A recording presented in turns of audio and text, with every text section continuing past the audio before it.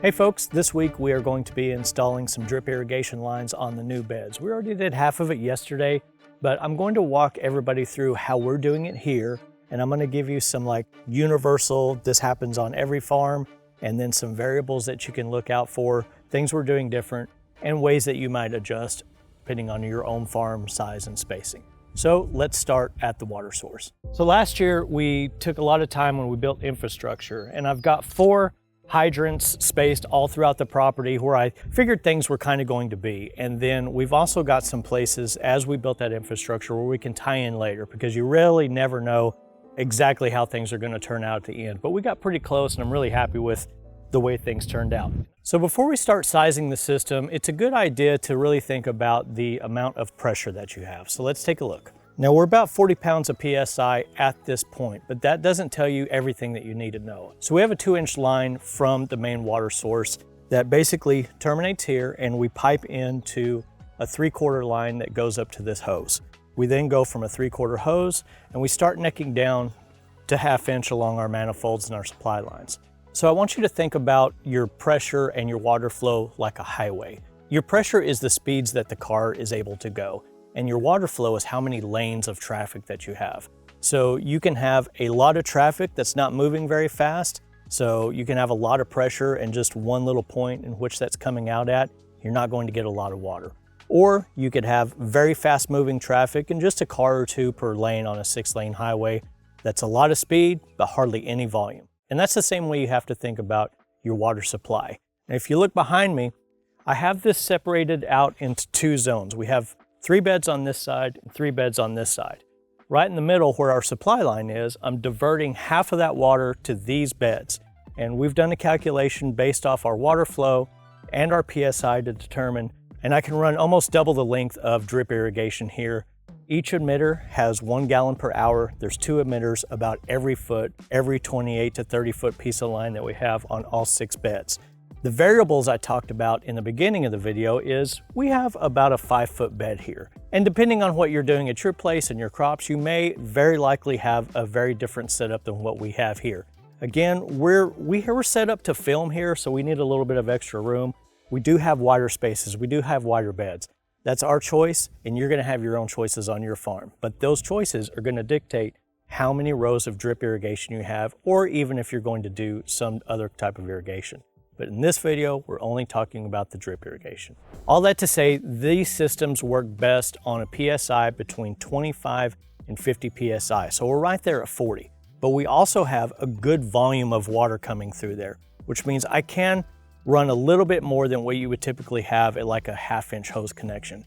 You're just gonna have to do some of those calculations, and here in a little bit, in the field, once we get set up, we'll show you how to make adjustments to whether you can run 3 zones like we're doing, 2, or even 1 zone at a time. You can determine PSI with a gauge that threads right onto the faucet. To figure out your volume, grab a container with a known volume, a 1, 2, or 5 gallon bucket, and then turn on the faucet full blast. Time how long it takes to fill. Do the math. Gallons per minute equals gallons divided by seconds times 60. For the dig drip line that Bootstrap Farmer offers, 12-inch spacings, and 1 gallon per hour emitters, the line itself uses 1.67 gallons per minute. With an operating range between 12 and 50 PSI, the chuck valve opening at 4.3 PSI, but the pressure compensating performance is based on that 12 to 50 PSI window. So with an operating range of 12 to 50 PSI, you have a wide variety of applicable water flows that can come into this and actually work. The adjustment is going to be how many rows you have and how many zones you're able to run at one time. And without being at your property and being able to test that, you'll have to determine that once you're in the field. So yesterday, as we built half of this, before we did anything, we took our supply line and we took our drip irrigation and we set that out in the sun. That kind of softens it up and it makes things a lot easier to handle. All of this stuff comes in a coil. And so as we stretch this out and let it sit, it kind of took a lot of that out of there, and it's a lot easier to work with. So I would start at that place first. Next, we're back to our supply line. Now, every farm is going to be different. There's no way for me to be able to tell you where you're getting your water from, whether it's a pond or a municipal or county water source. We're on county water. We extended all the lines, like I said before. So this main water source gives us a lot of options. But for now, we're simply going to take a short hose and go from here to the beginning of our manifold that is then going to go from one side to the other over 2 zones. So hey, real quick, we're talking a lot about drip irrigation in this video, but as we start building out the farm, I'm going to be using all kinds of different watering techniques. If you use one thing on your farm other than drip, please let us know down below. If you have any other questions about water or sprinklers, I've been doing this a long time. I would be happy to answer any individual questions that you have. If you're on a situation like this, try to use the shortest length of hose and try to get a fatter hose, 5/8, 3/4 of an inch. If you get a 1/2 inch hose, that really restricts the amount of volume. Remember, we need a volume of water, not just the pressure, but a lot of water moving through. And before you start hooking up the water, if you're like me and you like to turn on the water and then drive into town and 2 hours later forget that you turned the water on, you come back and everything's a lake, you will need a water timer. So the one we have is 2 dials. You can set the minutes in 2, 5, 10, and up.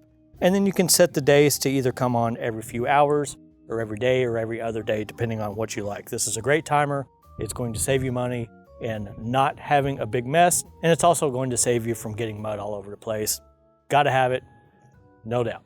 We're going to start with the backflow preventer. A lot of times this is required, especially if you're in the city, but it's a good idea because it prevents water from, once it's turned off, being sucked back into the system. Now, I'm not too worried about it because of the shutoff at the hydrant, but you have to remember all these little holes and orifices, even though they have a self-sealing situation after the water quits running, you still run the risk of a little bit of grime, dirt, fungus, whatever, getting into the lines and getting sucked back in.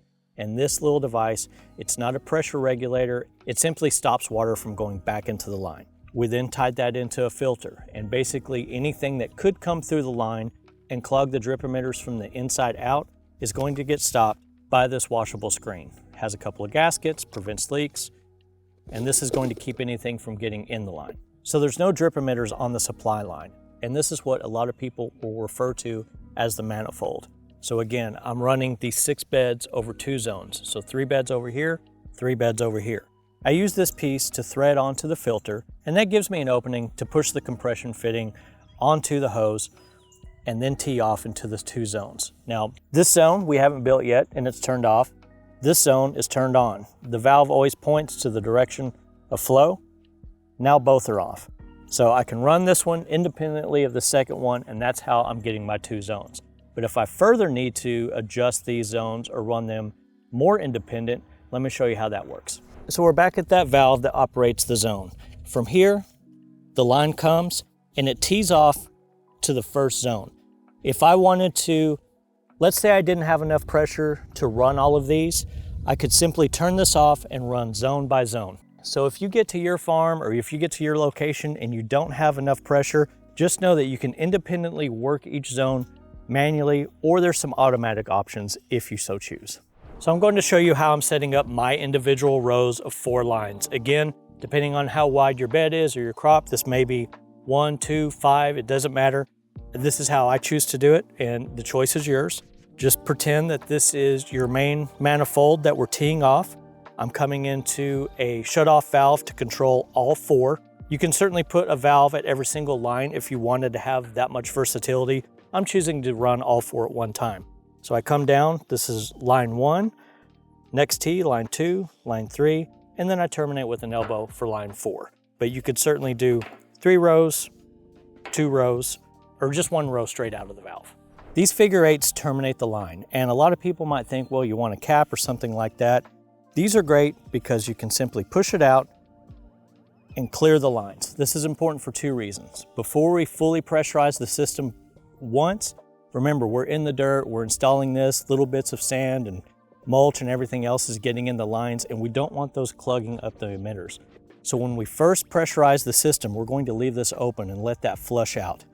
We shut it off and simply stop the line, and that allows it to pressurize it. Now again, we've built that first zone, but if you notice, once that tee comes off, we have everything pretty even. What you don't want to have is a big long run and then a zone, and then a short run and then a zone.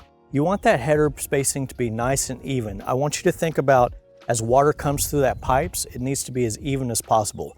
Not more on this side or quicker on this side, and then it has to either go a very short distance or a very long distance.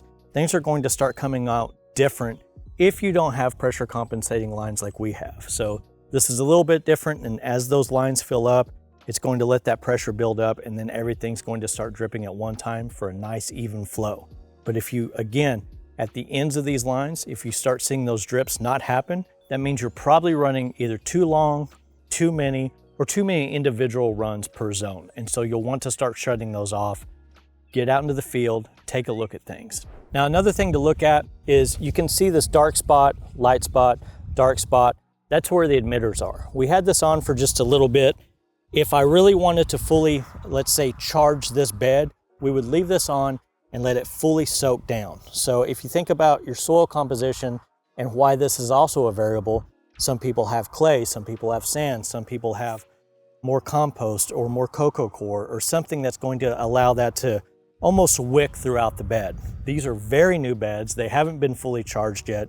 And so as this line drips and drips for a long period of time, it's going to go down first and saturate down. And so that's why as we start planting this out, we're going to start planting at the drip emitters and not just willy-nilly all over the place. We want to make sure we're watering the root zone. And as this charges up or as a rain event comes, everything else is eventually going to start soaking up. Again, this is a very new bed. So just a few tips that I have. Again, if it's cold out, you're going to have a harder time putting these compression fittings together. If you leave it out in the sun, let everything warm up, that softens the drip line and the supply line, and it's much easier to put in the compensation lines. Secondly, nice straight rows means that the water can go nice and straight. It's not dealing with kinks, it's not dealing with curves. And as we come off from the headers, it's real important to seat the fittings all the way. Most of the time, it's not a fitting issue, it has this seated well. So if you're cutting the supply line or the drip line at an angle and not straight, that's giving water a place to go. So don't over tighten anything that has a thread. I like to use the thread tape on anything that has a thread, a little bit of extra insurance.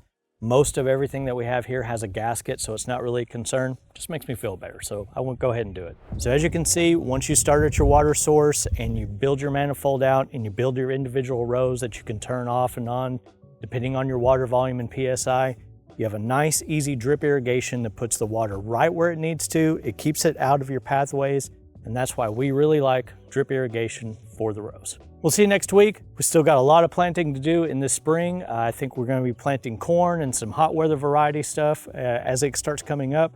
We'll see you in those future videos.